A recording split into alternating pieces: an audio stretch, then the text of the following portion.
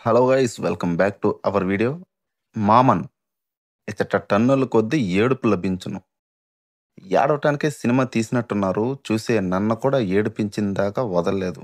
మామ, అల్లుడు, అక్క, తమ్ముడు, వైఫ్, హస్బెండ్, బావ, బామ్మర్ది, అమ్మ, నాన్న, అవ్వ, తాత, వీళ్ళ సీన్స్తో వీళ్ళ ఎమోషన్స్తో సినిమా నిండిపోయి పొంగిపోయింది. నాకైతే సినిమా అంతగా నచ్చలేదు. కానీ సీరియల్స్ ఇష్టపడే వాళ్ళకి మాత్రం కన్ఫామ్‌గా నచ్చుతుంది. ఎందుకంటే కంటెంట్ ఆ రేంజ్‌లో ఉంది. ప్లాట్ ఏంటంటే 10 సంవత్సరాల తర్వాత ఎన్బా వాళ్ళ అక్కకి ఒక బాబు పుడతాడు. ఆ మామ, మేనల్లుడు మధ్య విడదీయలేని బంధం ఏర్పడుతుంది. అదే టైంలో ఎన్బాకి పెళ్లవుతుంది. ఈ వైఫ్ అండ్ హస్బెండ్ మధ్య మామ, అల్లుడు బాండింగ్ వల్ల వచ్చే ప్రాబ్లమ్స్ ఎంత దూరం పోయాయి అనేది ఈ మూవీలో ఉంటుంది. స్టోరీ లైన్ బాగుంది. కానీ ఎమోషన్ సీన్స్ చాలా ఎక్కువగా ఉంటాయి. ఎంత ఎక్కువ అంటే గ్యాప్ ఉండదు. సీన్ తర్వాత సీన్ వస్తూనే ఉంటుంది. కళ్ళల్లో నీళ్లు తుడుచుకునే టైం కూడా ఉండదు. అన్ని సీన్స్ ఉంటాయి.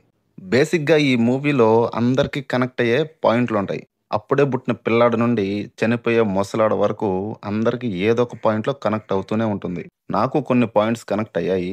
కుటుంబాలు, వాటి మధ్య బంధాలు, చిన్న చిన్న గొడవలు, అలగటం, మళ్ళీ ఓదార్చుకోవటం, వీటిపైన సీన్స్ బానే ఉంటాయి.